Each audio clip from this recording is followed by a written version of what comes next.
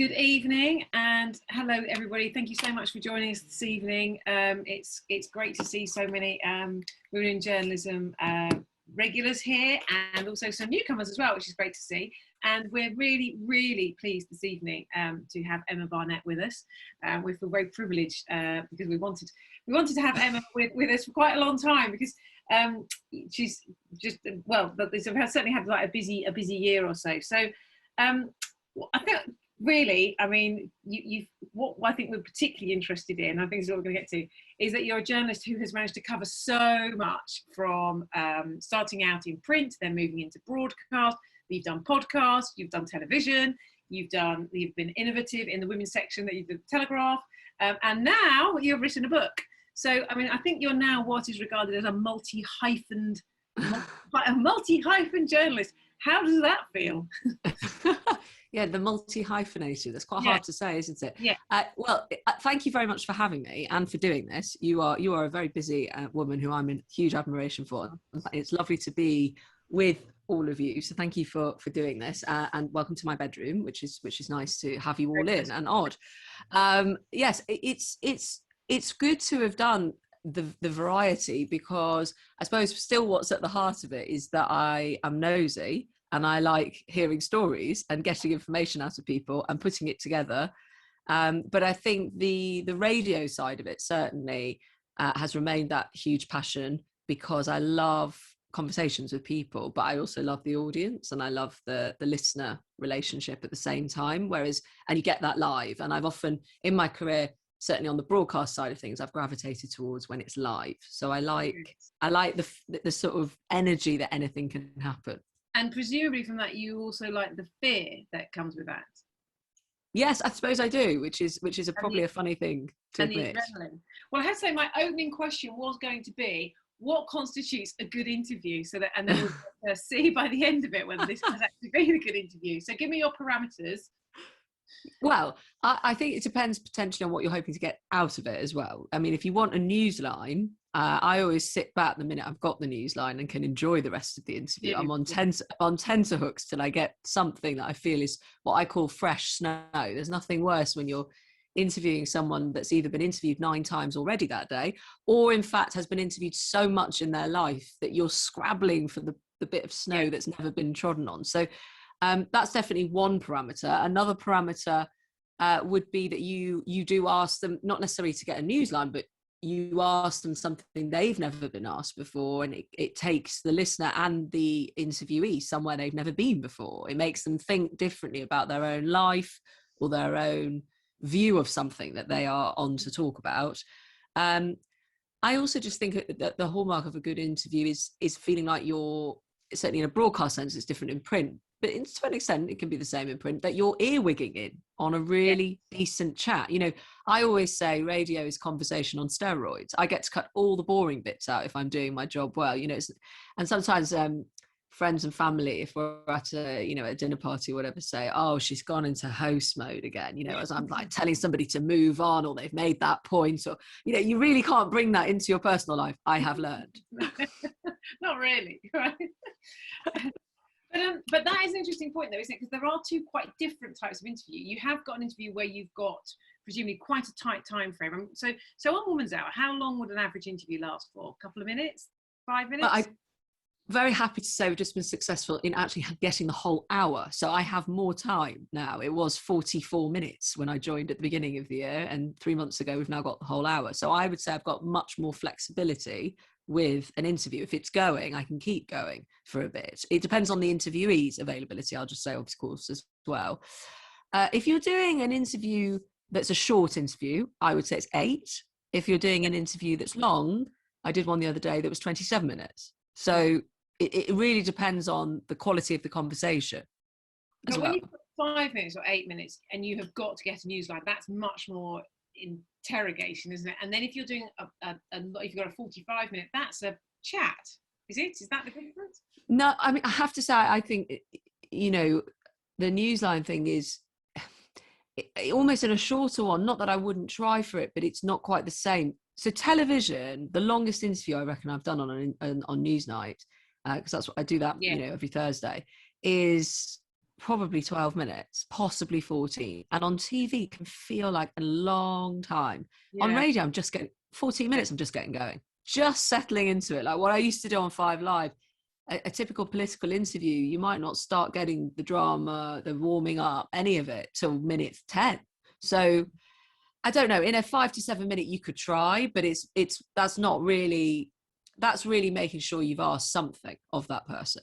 There's not much you can do. Yeah. So now I've got your parameters for a great interview. What about a great interviewer? What makes a great interviewer? Listening. So I used to think it was all about when I started, and I've really, for the purposes of tonight, I mean, I think just to say really quickly, I think it's really healthy to be on the receiving end of your profession. So whether you're an obstetrician having a baby for the first time, like my very dear friend a few years ago was like, right, there's been a few things I might do a bit differently now. It's very healthy. And I know I've been talking largely about the book, but for tonight, I've really tried to go back and think what I used to think about our job and our profession and how it's changed over the years. So what I used to think was a good interview, and it's obviously still like this, and I've got better at it, are the questions. And of course, you know, certain interviews require you to, as I have done, prepare a sort of several interviews, depending on how they are on the day. And it's a bit of a chess match. But the thing I used to think was it's the quality of the questions. It's really not. It's the quality of what you do with the answers. Yes. That's actually what I think it's all about.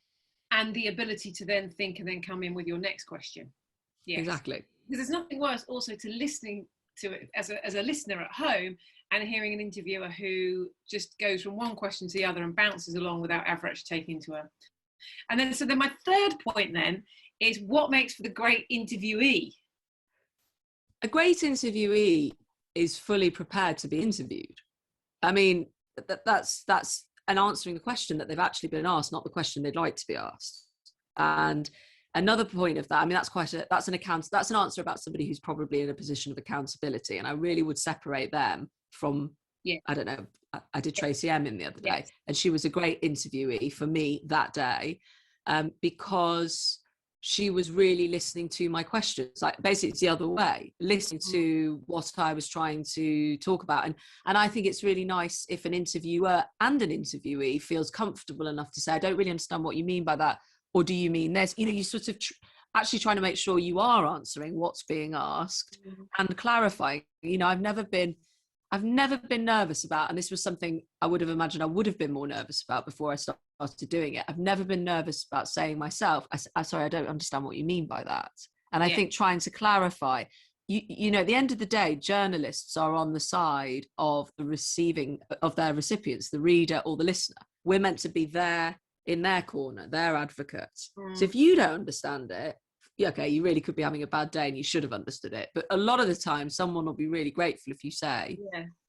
But isn't that a lot about confidence? And certainly when you're starting out in your career, you don't want to look stupid and say, oh, I'm really sorry, I don't know what you're talking about here.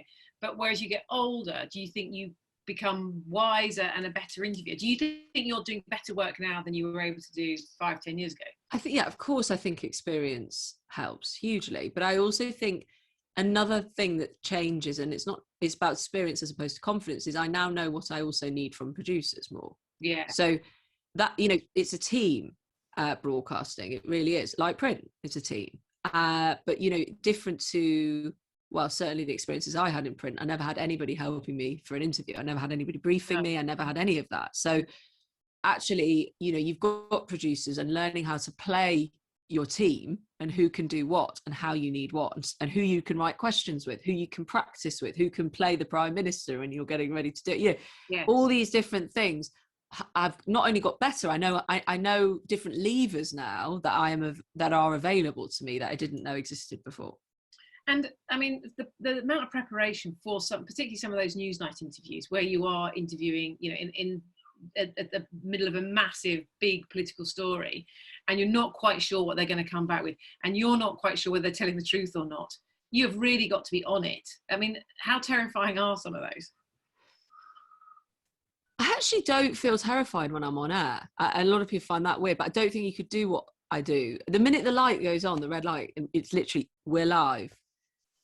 I'm like, great, we're here, we're on, let's do it. And everything's okay if I've done my prep. And I don't think I've ever really, I mean, of course, if something's breaking. So when I used to be on Five Live, this was much more the case, but I have had it on Woman's Hour. Something's broken and you're in the moment, and your producer, I mean, people get really frightened at the thought of this, is saying it to you in your ear, and you've got to say it out loud, right? And that's a whole other part of your brain. Like, that's a bit of my brain that never used to perhaps exist, or maybe I've got a new pathway, I don't know. So of course there are some times where you do an interview completely blind, and sometimes they can be the very best because you are literally going back to who, what, where, when. But by and large, you have been prepped and you have done your prep. So the nerves have to go because you've got to listen to what's being said. But of course it's high stakes that you don't get it wrong or ask a question that's completely inaccurate, because your whole thing, especially with politics, is to hold them to account on the basis of what we know. Yeah. So let's go back a bit to sort of get us to where we are today, because I think that's just quite interesting how you say you've got this whole new bit of your brain has come since you moved from print to broadcast as well. So let's go back to when the brain began. Oh God. No, but did you always want to do journalism from an early age? No, I wanted to be an actor, and I loved, the writing, the performing, the talking, all of that stuff. And then I went to university and directed some plays, and actually really loved that, and thought, oh, maybe it would be that side of things as opposed to the performance. And then, doing some waitressing, as you do, I was pretty bad at that, preferred the call centre, perhaps an early precursor into me just speaking to randoms that I didn't know, which is one of my favourite things. And somebody said, oh, you're probably doing this a lot when you're acting. I said, what do you mean? Well, you won't be acting. And I sort of foolishly hadn't really thought about I don't think you do. What it would be like. And then I was quite good at writing, according to a few people who is at that age? You think you are. I was on the newspaper at university, and I was like the arts editor. That was my kind of thing. And somebody said, try and get some work experience, see what you think of it. And I wrote and wrote and wrote. And I went and did the post at Culture magazine, sticking with the arts theme at the Sunday Times, which was a whole story how I got that. You don't need that. As in, these things you just hear somebody knows somebody, and it was before like email was just starting. And I mean, it was it was all on letters. It was all done by letters. So I found out the other day I'm a geriatric millennial because I can remember analog and I do digital. I sort of straddle. Yes. Yeah. So that's where I started to think maybe it was for me. And then I thought, well, actually, this is going to mean I get to, because I thought I wanted to be an arts journalist and I thought I wanted to only be in magazines. I have still never had a job at a magazine, despite doing my postgrad in magazine journalism. I've written for them, but I got the news bug once I did the postgrad at Cardiff in the end, in magazine, because I thought, well, I could still be in the cultural world. And I can't tell you, after a year of writing for The Stage freelance alongside my reporting job at Media Week, I learned for me that don't confuse your passion, which was theatre and arts, with what you want to do in your job. And news was so good. I never wanted to be anywhere near it. And then I was addicted. And it's the thrill of it. But going back a bit, what you said about the thoughts about being an actor, I think that's interesting, because isn't there an element of journalism which is about acting, and that you put yourself into the role of asking questions that in an ordinary life you may never ask someone? True, very true. I'm definitely, now with what to do, this huge performance, there's a thing that comes on when that light goes on, and I totally agree with that. Although funnily enough, there is an element of performance, but with print, and certainly when I was starting out, I remember the first few times picking up the landline to call people and your voice being heard in the office as the editorial assistant, and I was like, who's this person? And I was just trying to be myself, actually, as opposed to anybody. I know that you're not saying be somebody else, but I think just trying to hold on to that when you're doing something new, in case we've got people who are just starting out. I remember that being quite overwhelming, because I was ringing 50, 60-year-old often men who were CEOs of media companies, because my first job was at Media Week, trying to get them to part with valuable commercial information to me. I mean, why would they do that? So you do have to assume yourself and then some. Yeah, and I think a lot of it then at that point goes back to this issue around confidence, which I imagine crops up various times through your career, because I think it's possibly the only quality you really need, isn't it, to be successful in journalism? Because when your confidence goes, everything kind of collapses a bit.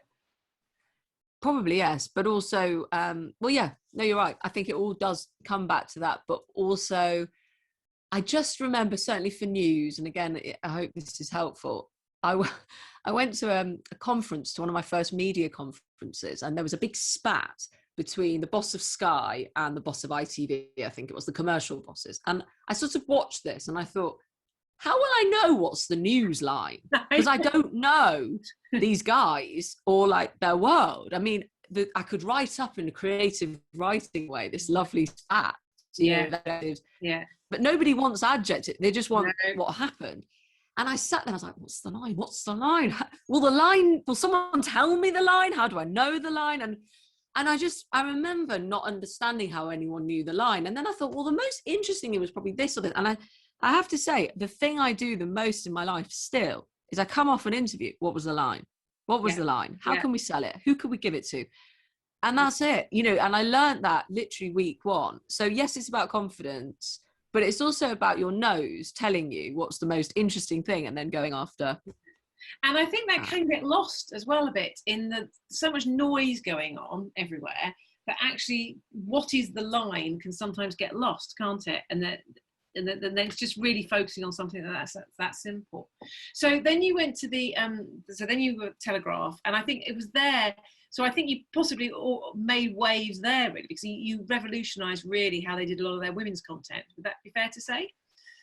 Yeah, I mean, for the first 4 years, I was their technology correspondent, and they hadn't had one who was, they certainly had one, about gadgets and reviews, but they hadn't had one going to Silicon Valley a lot and looking at these companies called Twitter, Facebook, and these things.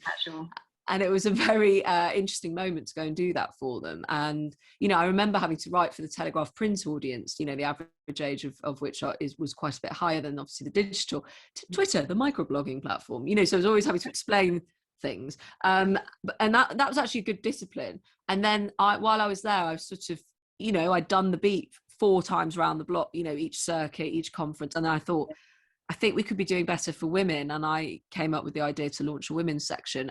It's not new to have women's sections of papers. And the Telegraph had a very fine one from the late 1800s through to, ironically, under Thatcher. Yes. And so was that a risk? Was it a risk to do that? Because it could have all gone horribly wrong. They could have hated it. The readers could have hated it. Well, it was a risk to even pitch it. I always say being a journalist is being an entrepreneur. And I remember thinking of it like a baby. It took 9 months from thought to going to the commercial team. I worked with a really great woman called Laurie who helped me come up with the money side of it. It had to make some money. And I had to produce plans as to why it would justify me even having a member of staff, to which they did not give me for quite a long time. So I had to do it all on my own. I mean, I didn't do it all on my own. I really got pulled in women. I kept commissioning women in the toilets. That was the best place to have some of these chats. And yeah, it was a risk from the point of view of pitching it and then getting it off the ground and then it being good. Yes, all of that. That point about being a journalist is about being an entrepreneur. I mean, is that true? Are there a lot of a lot of journalists who aren't anything like entrepreneurial? No, they aren't. You're right in many ways, but they are more sometimes than they realise, exactly because of what you just talked about, wielding your contacts book and being innovative with what they do. I think with they're not necessarily entrepreneurial in the sense of coming up with a business idea for the media platform, but keeping yourself afloat. You are a very one woman or one man band at a paper a lot of the time, and you've got to be quite innovative, I think, to keep your job. While I was at the Telegraph, I think I was there for 7 years, and there were 8 rounds of redundancies, really good people going left, right and centre, really good people. And I thought I was getting that march up the Green Walk, one day, and it wasn't quite me that day.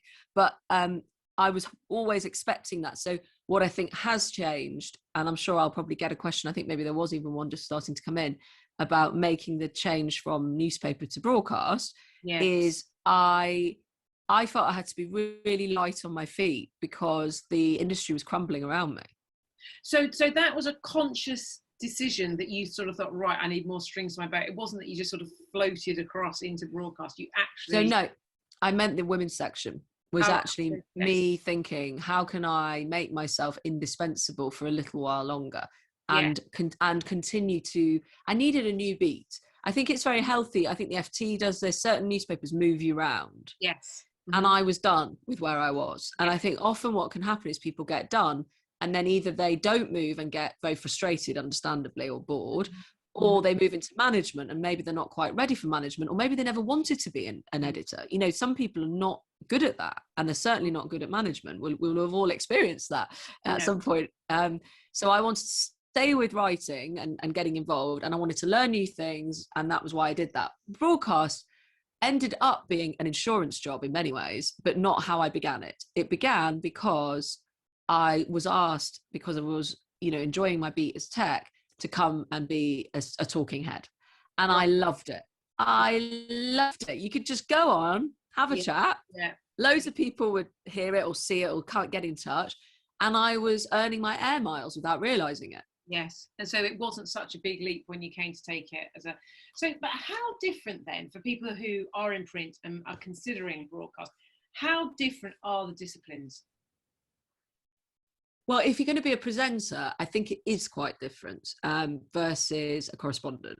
I think you could translate. I mean, there are huge differences, of course, between being a print correspondent and broadcast, in the sense of you have to learn how to package things, you have to learn how to say things very succinctly. You don't have, you know, page 4 and 5 to spill over onto. You've got to. There's huge discipline there. Being a presenter is like being an editor as well as a correspondent, because you're not the editor. There is an editor, but you are making decisions a lot all the time about what you say and what you don't say. And there are many more differences, and your tone and all sorts of things are decisions that often a newspaper would take through the editor. Yeah. Also, I guess, much more public. I mean, I know obviously the written word is very public, and there's plenty of people quick to criticize you, but you are giving more of yourself when you are putting yourself out there visually or on the radio, aren't you? Yeah, I mean, when I started a proper show, which was for LBC on Sunday afternoons, 4 till 7, sort of Sunday weekend drive time kind of vibes, we were not in Vision. I mean, LBC is now all singing, all dancing. It's like a spaceship in there. Yeah. Much more low-key affair. And in a way, that was a blessing, because I was starting and I needed to earn my stripes. My very first gig for them, actually, to prove I could be on air, was the 1 a.m. till 5 a.m. shift. And I did it for a week alongside working at the newspaper. So I would go home, try and sleep for an hour or two, get up, go in, read all the late papers and the late lines coming in, go on air, come home, sleep for an hour and go back to the office. It was only a week. But I'm just going to tell this story in case it is of use.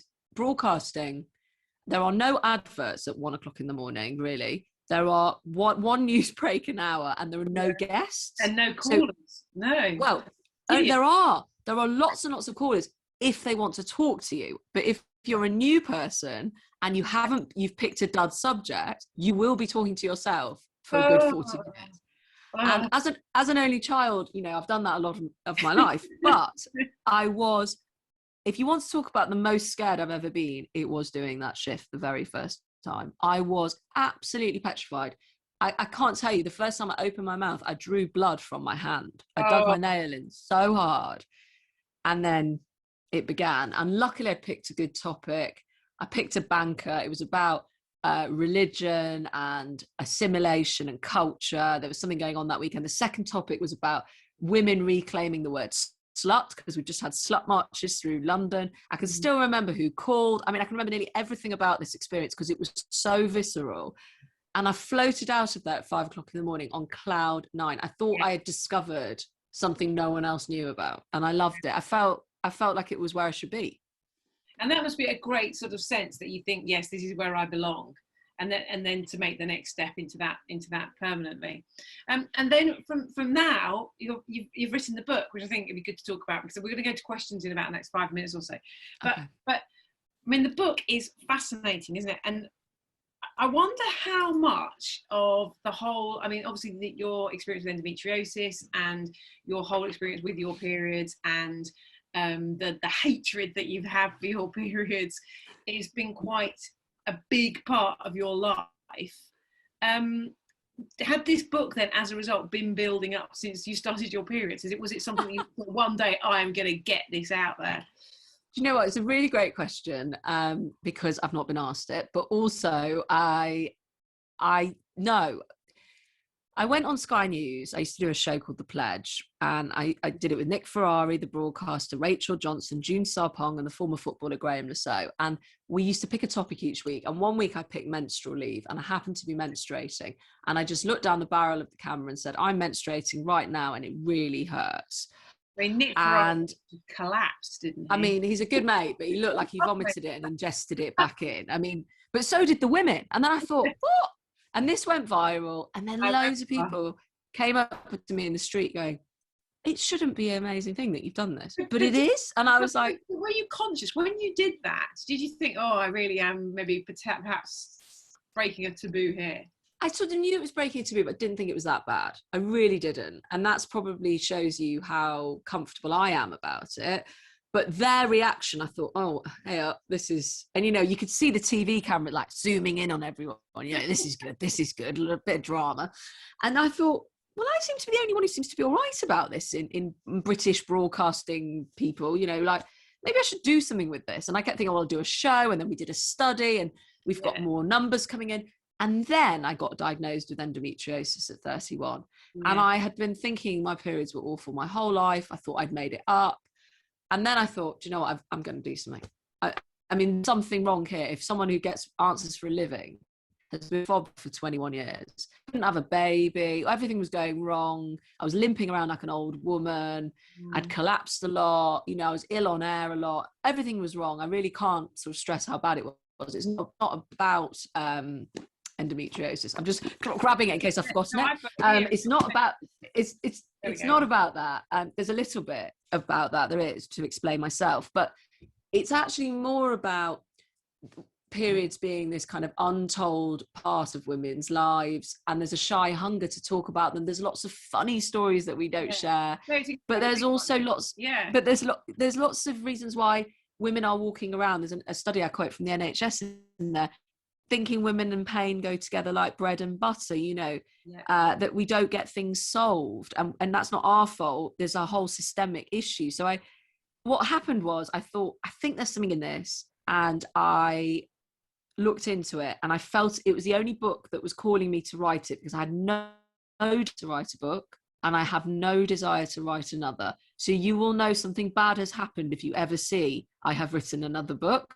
Can have that on the record. All the books to write, this is an incredibly personal thing because I mean, I know obviously that's the point of the book, is that it's something we don't talk about, but did you ever have any qualms any point during the process thinking, I am revealing a lot of myself?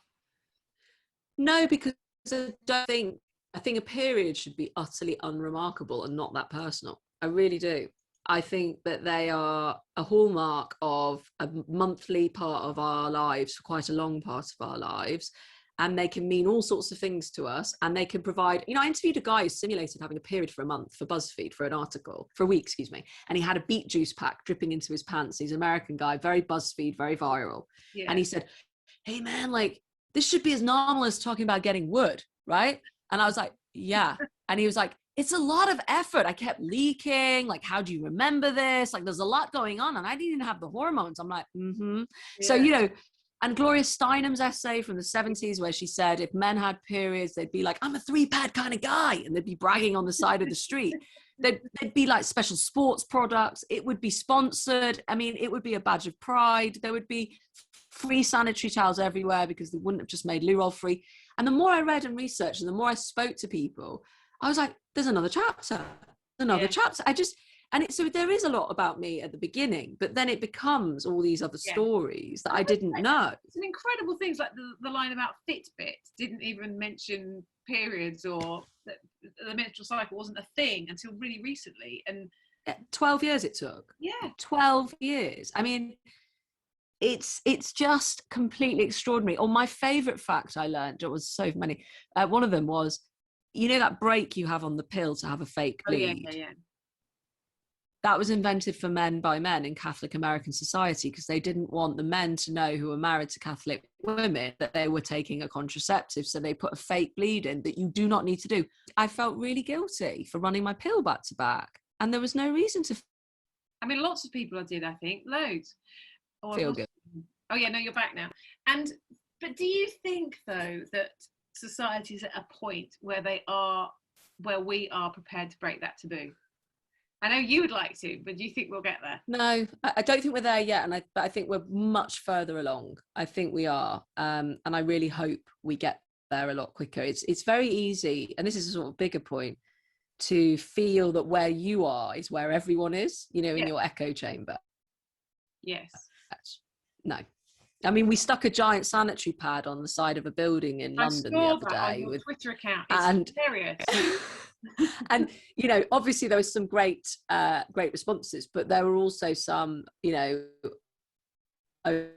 men when it was going up. Sadly, I was in Norfolk when it was going up, trying to have a bit of a holiday in the rain, and one woman, women do it as well. One woman was, in my day we kept that sort of thing to ourselves. And that's, fair enough, because my whole point is you shouldn't have to talk about your period. I've never said that, but you shouldn't think you can't. Yeah. And if you need to. It's quite difficult though, isn't it? Because what you're trying to do is unpick so many learned behaviours and such a sense of shame. And I think women carry so much shame about so many different things and guilt and all the rest of it, that it's a big challenge, I think. And I think people who, by doing the book with humour, you enable people to, and also by facts, which also really helps, doesn't it? But it's a big leap, I think, for a lot of people to take, isn't it? Yeah, I mean, one woman in the book nearly goes to jail for her period after she's had sex with a guy on her period, which is a whole other story, because it looks like a crime scene, and she steals the bed sheets out of shame and then gets stopped by the cops for a spot check post 9/11. Gillian is okay, she doesn't go to jail, I'll just say that now.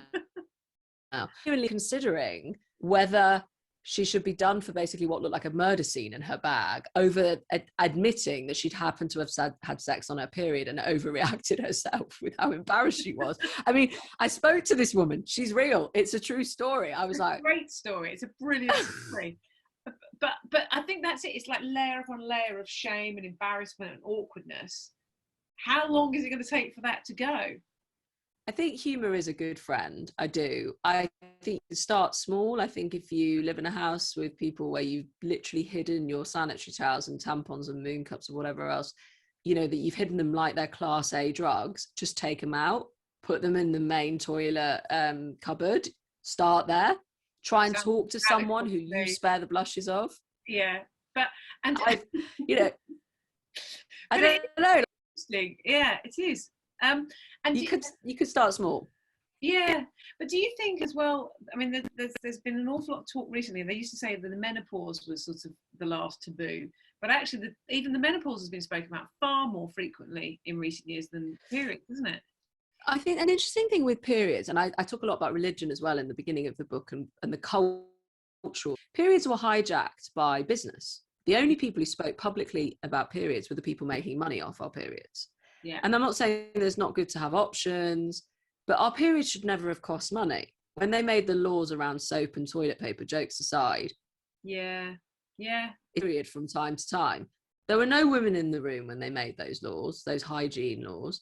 If men had periods, do you think we'd have to scrabble around for it? So it's been advertised as blue liquid for a long, long time. Yeah. The religious side of it still calls us countries in the developing world, you put in huts, you're segregated. There's a lot to undo, you're right.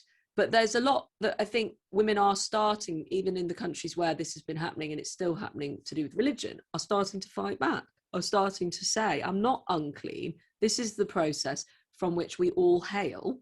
Yes. And this is, and I think the other thing with periods, which is a really good one, I understand some of the squeamishness. It's blood. It's in our pants, and we are taught that blood is scary for good reason from a very young age. But I do think periods, weirdly, remain juvenile. We only ever say, "Oh, when was your first period and what was it like?" I've had a whole career of periods since. The first one was the best one. I got a hot chocolate. I was in House of Fraser in Manchester, and I was told, well, then literally no one cared about it since. And I think we sort of leave them frozen with our first one, and we don't talk about them. They're like a teenage thing. They're in Judy Blume books. But how much of that as well as though is the women sort of feeling they just have to buckle down and get on with things, and they mustn't make a fuss, and just and therefore even now there's a concern about medicalizing ourselves in any way. I agree. Although I thought it was very interesting around the AstraZeneca data, which is tiny, obviously, around clots. And then you look at the risk for women taking the pill, and there's still never been, there's and the huge things that women take on just to control our cycles, you talk about medicalizing. I mean, we're willing to do all sorts to ourselves not to get pregnant. And then when we can't get pregnant, some of us, like myself, we're willing to go through IVF. You talk about medicalizing. We're medicalized, but we're under-researched and we're underfunded. Yes. And I think we have to go the other way now to change so many of those things. I fully understand that when feminists, forged their way into all the different workspaces around the world, and we're still obviously not there in many parts of the world, they didn't want to say, oh, by the way, I have a period every month and I might need this and I might need that. I totally understand you didn't want to be othered. But we are in a different space now. And if the pandemic has one silver lining, it is that the cries of women to be trusted to work from home, who were never trusted, can now be heard because everybody's bloody work from home, and who can, and the world hasn't fallen apart. So I think we are in a different era where we could start to try and bring our whole selves to work and to our friends and family. Yeah, I think there's one area that's interesting as well, because you talk about the endometriosis and your struggle to have a child, and I think this is one area that still infertility and work is not really kind of out there yet, particularly women that are having to go through IVF or other kind of forms of treatment and having to make up complicated excuses as to why they need the day off or whatever. I mean, is there what do you think ought to be done there? I think that's huge, and somebody needs to look at that properly. I don't in the book, and it's something I feel really passionately about. One of the big differences between, just on a very sort of boring logistical level, but you did ask this, and this is actually quite a good answer, difference between being a print journalist and a broadcaster, certainly a presenter, is once you're off air as a presenter, you don't have to be in the office. Yes. So I used to go for I have always done a 10 a.m. show since joining the BBC. I know I do a 10 p.m. one, but they don't do IVF appointments at 10 p.m. I would go in the afternoons, and I would think to myself, how lucky no one knows where I am. Right? I mean, I'd work my full day till 1 o'clock or whatever it was. Yeah. But my day was front ended. So I totally agree. I think it's and I'm not a fan of, there's the last taboo, because there are many, but they are often bound up about women, our health, shame, and gynecological issues, aren't they? And this is all that space. And I think I met two women at the stylist event that I did a while ago with the book. We're working on trying to put policies in place at companies around IVF to try and find language that would be less discriminatory and be helpful. And I'd love to follow up on that. Yeah, I know where we work, that's something that's being looked at the moment. So I think that it is coming. It's just sort of taking a little bit of time. So let's go over to some questions. I know that some people have already asked. So here we go. Now, where should we go? Well, somebody said, Claire Wheatley, saying that your book should be required reading in schools, which actually I think is a very interesting point, because if you could break that taboo right at the beginning of people's periods, maybe then it would follow through. Maybe it's I don't know. That's it would be great. It would be great. But then I think you are a different person when you're not in with your peers at school, and then it's new offices, and I think you'd have to relearn some of it. But yes, starting early would be nice. And on a very practical question here from Kate Nancy, how did you find the time to write the book when you were doing everything else? This is a great question, because I'm going to tell you something you should never do, as opposed to, oh yeah, I just fitted it in. I did not fit it in. I signed my book contract on my belly being wheeled in for a C-section. I posted it in the hospital, and I thought maternity leave, which is a very badly titled job, there is no leave. I thought, oh, I'll write a book then. Don't ever do that. Massive error. what was good, the good bit, apart from having a deadline hanging over me the whole time I was off, is you get to talk to people and feel a bit more like yourself. So I loved the interviewing. So there are lots of naps on mat leave, not you, the baby. Yeah. So you could squeeze in a call and be like, "Ooh, that was interesting," and take your notes. The writing of it, not good. I used to wake up at 5 o'clock in the morning if I wasn't already up, and I would write for 2 hours before my husband. Sorry. No, that's okay. Grandparents doing walks let me write a bit, but I did it. I'm just saying this in case it's helpful as well. Yeah. I sorted it out for myself because I didn't know what it would be like not to have any bit of work while I was off. Mm-hmm. It was kind of my insurance a little bit again against this new weird existence I didn't know how to handle, but I wish I hadn't done it at that time. No, it must have been quite exhausting. I think that's interesting though. There's a couple of times there you've mentioned that you've done things as an insurance, or is there a bit of you that always thinks it's all about to go horribly wrong then? Is that the concern? Doesn't every journalist? I mean, you know, I think weirdly, and again, there's a really serious point in this. I do think it was quite hard working somewhere where there was constant job cuts. And I think that is a reality. And I didn't lose my job, so I don't want to sound like woe is me. But I think it did make me think, okay, yeah, keep going, keep creating, trying to create some luck. It's not that I go around I'm not a sort of fatalist thinking everything's always going to go wrong all the time, but it's more like just keeping something else for myself. Yes. But you have done, I mean, you're not even close to hitting 40 and you've done quite a lot already. I mean, do you feel you operate at speed, don't you? Yeah, I am in a hurry. I think I went to this school the other day to talk to a girls' school, and you know when, like, again, a question prompts a memory you've not had for a really long time. I'm going to reveal this is quite an embarrassing nickname from school, was Commitment Carol. I do like a few things on the go, but maternity leave did actually, and being a mum has taught me about slowing down and not being at all in control of my own time, and that's probably a good lesson I needed to learn. And so then let's talk, I'm going to dip in and answer the questions as we go along, but so then let's talk about the Woman's Hour job. I mean, that must have been great. Had you sort of thrown your hat into the ring for that quite early on? Well, I used to be the dep on it. I used to whenever Jane and Jenny went on holiday, I would be the August woman, or the Christmas woman. And so by dint of that unwritten code in broadcasting, for you at least know how to do it and you won't fall off air, as we call it. And then I went off to 5 Live and I couldn't be the dep anymore. And I felt sad about that because I'd loved doing it, but I had to go and earn my stripes and do something else somewhere else where there was an opportunity. And actually 5 Live, again, a bit like I didn't think I wanted to be in news, you know, at 5 Live, I didn't know the network that well, and then I completely fell in love with both of it and its listeners. And then it came, well, obviously last year was a very funny year, but I started to have conversations with the controller, and he knew I'd done it obviously a lot. He hadn't been the controller. He was also new in the job. And then I started in January. You know, it was a question of how I would do it. Obviously I presented how I would do it.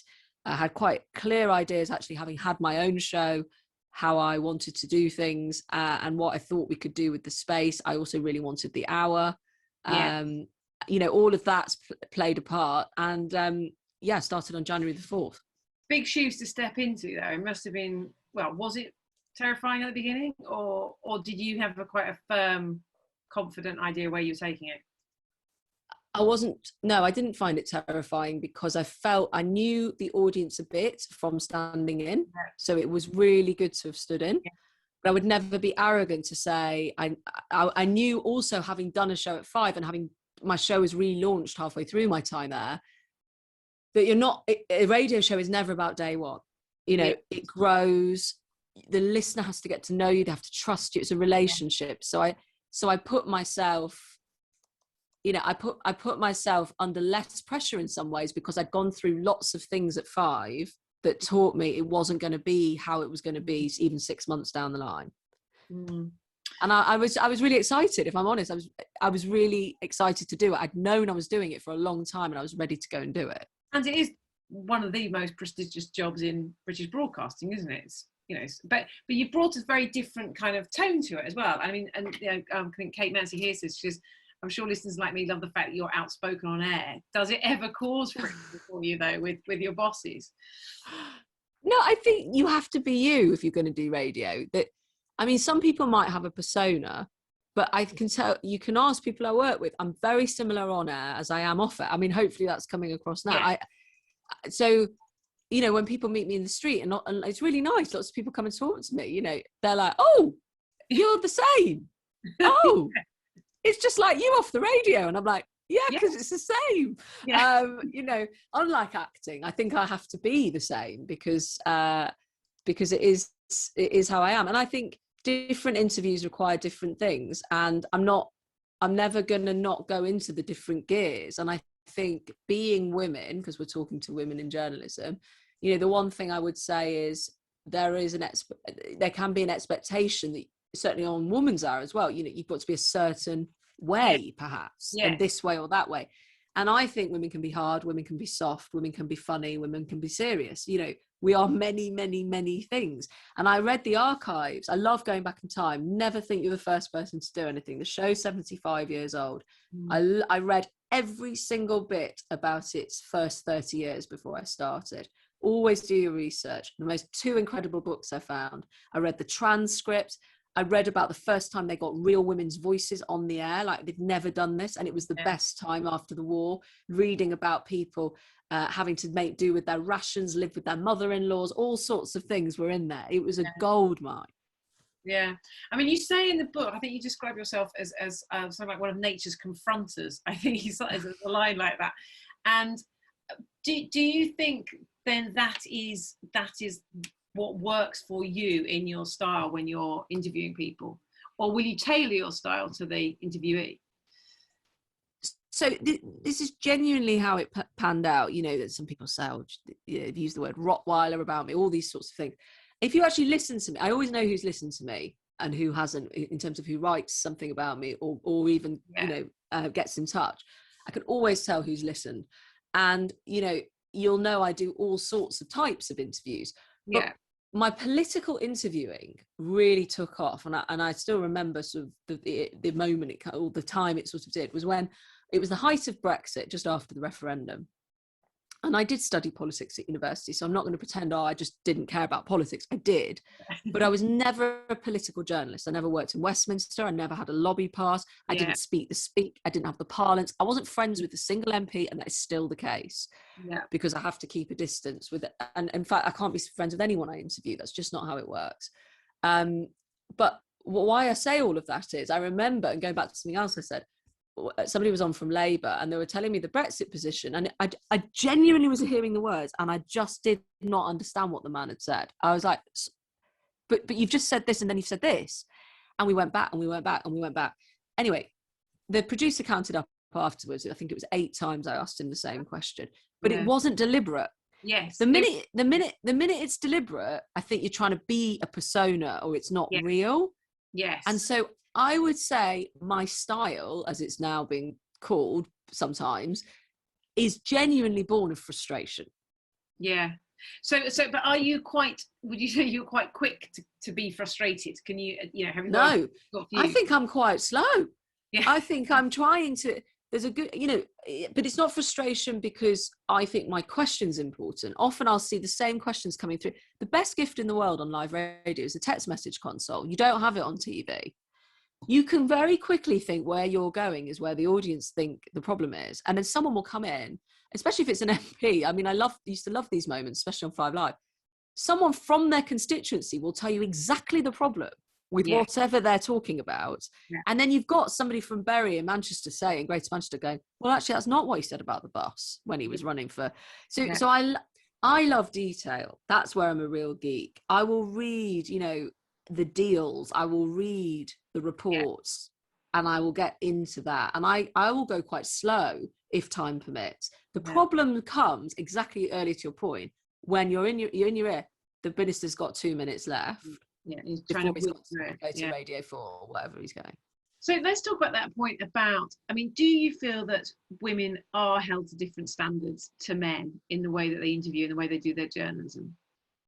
No, not always, and not anymore in the same way. I mean, there was that awful urban myth, wasn't there, that no one can ever source. I'd love to know who did say it, that women listeners would not like to listen to anyone who wasn't their boyfriend on the radio, or they couldn't imagine marrying. You know, we have moved on a great deal, but I do think there is an expectation at times that we will be, you know, potentially be warmer, maybe more, I don't know, you know, what's the word, facilitating in some ways. Sometimes there can be that expectation. I see that of colleagues as well. You've been called a Rottweiler and various other things. I mean, do you feel that men would get the same treatment for asking similar questions? Well, I think they have been called those things. And actually, I've been compared mostly to men.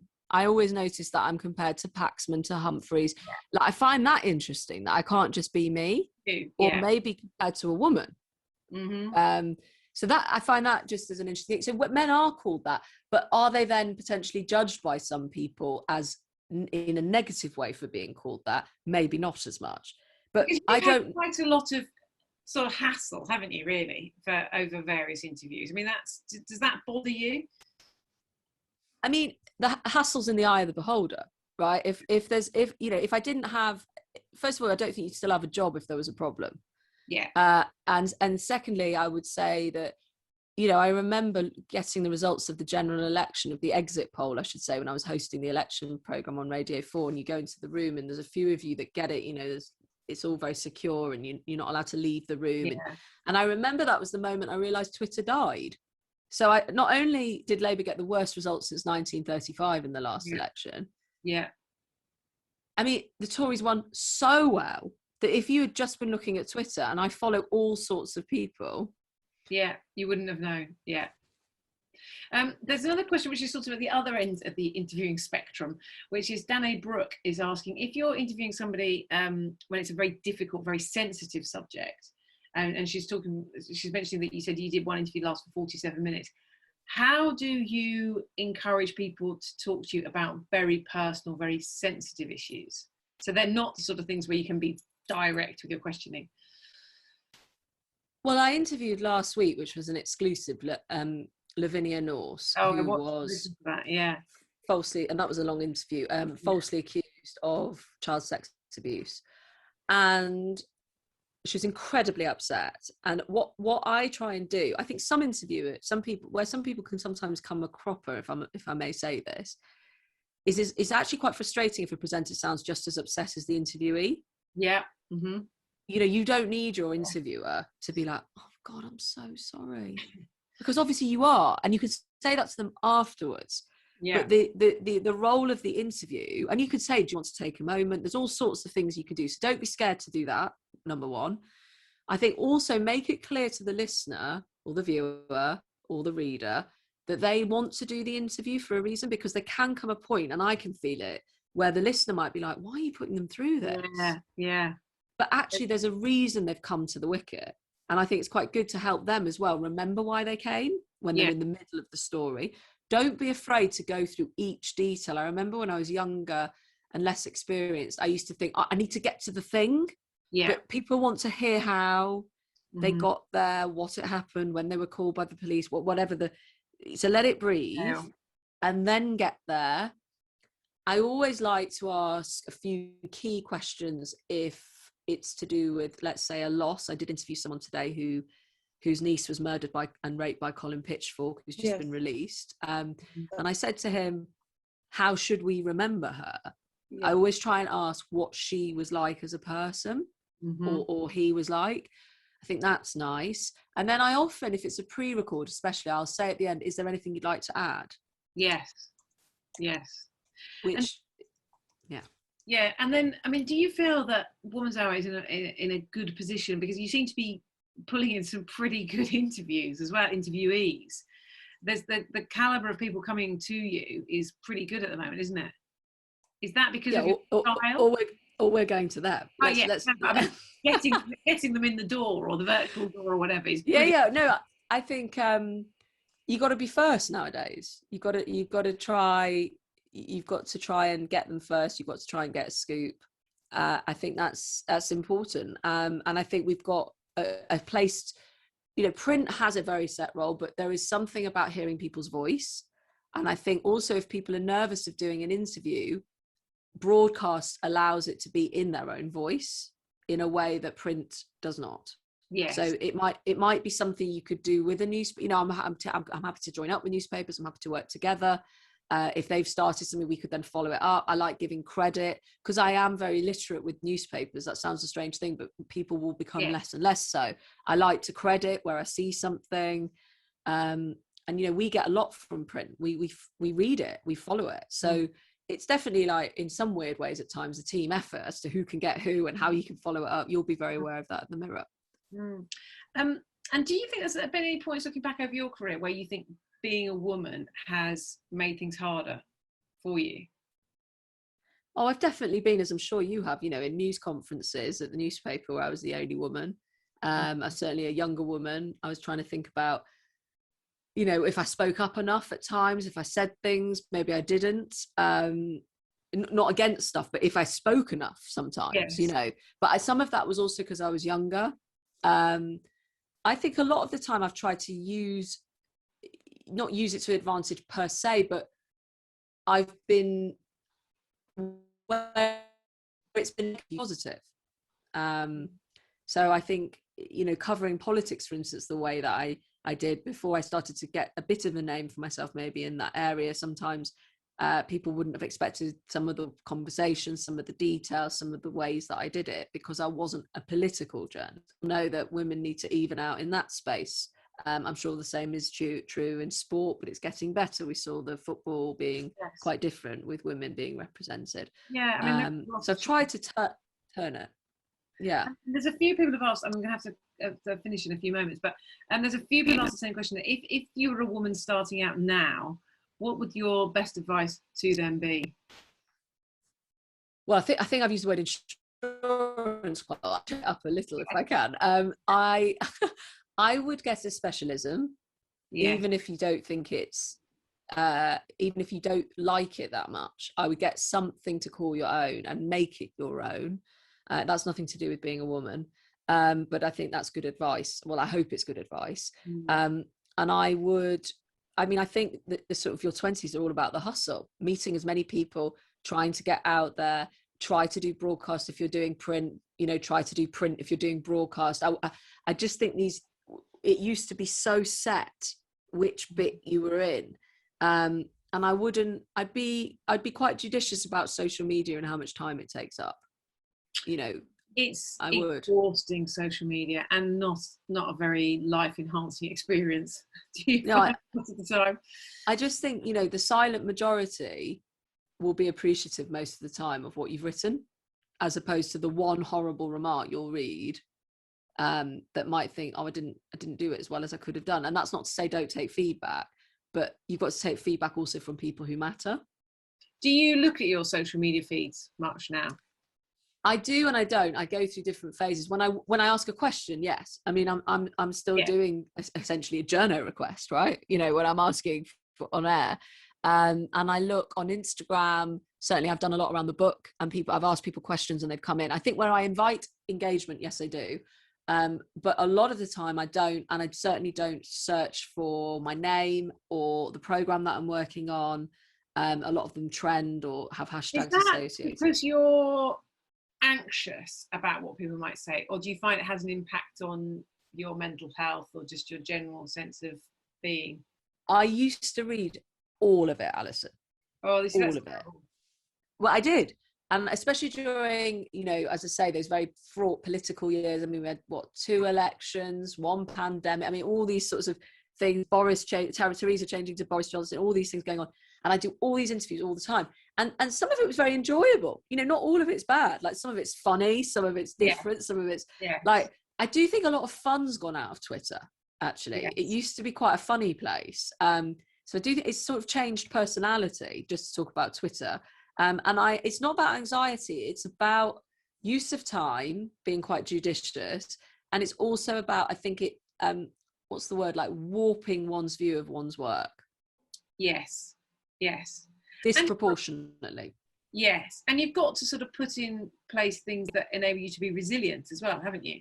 And I don't think we've got those yet. Yeah, but I mean, that's an interesting point in itself. I mean, resilience is crucial, isn't it, to surviving anything, particularly in journalism. I mean, do you have sort of processes that you put in place to look after yourself, to make sure you can keep getting out and keep going out there? No, but I should. Yeah. No, as in, I mean, yes, of course, I have friends, I have my husband, we talk a lot, like I try and get things into perspective, but obviously I get stressed. Obviously I fret about things. Obviously I want to do a good job. It is very public. I don't want to sound like I don't care, but the way I look after myself probably the most is to prepare. Yes. I do think my prep is the best armor and the best defense, because I know I have to ask questions that the audience want me to ask, but it might not be a popular question, or it might not be a popular line of inquiry, but it's proper. Popular versus proper is an important distinction. It is. It's not very of the moment, is it? Unfortunately, in so many circles. So I think we're just going to sort of wrap up. There was one last question that I thought was really interesting. I think it was about the book. What would you hope the legacy from this book could be? If you could have, yeah. Well, I would hope that it would make women feel that they could unpick some of those behaviours that you were talking about, have a laugh, talk to someone that they've never talked to before, and actually, if I may humbly say, I suppose, learn some things that I certainly didn't know before writing it, about our bodies, about the stories we tell ourselves, about society. But I also hope that men, I'm not saying men have to read it, and some men have been in touch, because I don't believe in forcing anybody into anything, but this is a bigger point which I'm really passionate about. I remember going on to a radio program and about the book when it came out in hardback, and the presenter said, "Oh, my boss has only let you on because you're a serious journalist, and he's hoping you're going to talk about something serious as opposed to periods." And I've had this quite a lot, and I think what are considered women's issues are still considered a lot of the time as not very serious, bit flip.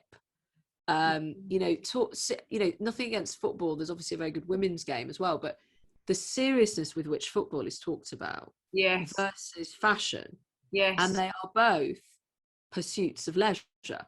Yes, exactly. And they both bring in billions to this country, but the tone and the pedestal that one is put on versus the other is extraordinary. And that's because we haven't had people like you for a long time being the lens. We haven't had women being the lens through which we see the world. And we are starting to see the lens change. But even the way that the media still prioritizes certain things over other things hasn't changed enough. Culture remains, doesn't it? And that's going to take a long time. But I'm sure you can cover that off in the next book. You'll be fine. Yeah. No, there's no next, but what are you talking about? This is it. You said there'd be another next book. There will be something you feel strongly enough. There will be, inevitably. Well, Emma, thank you so much. You've been absolutely fascinating. We hope that it kind of met your criteria for a good interview. It certainly, I think it certainly did for us. It was really great. Thank you very much. And so just to say to everybody, thank you so much for coming along. It's been an amazing year of events and activities at Women in Journalism, and we've got lots more planned for the autumn. So hopefully we'll see you again in September.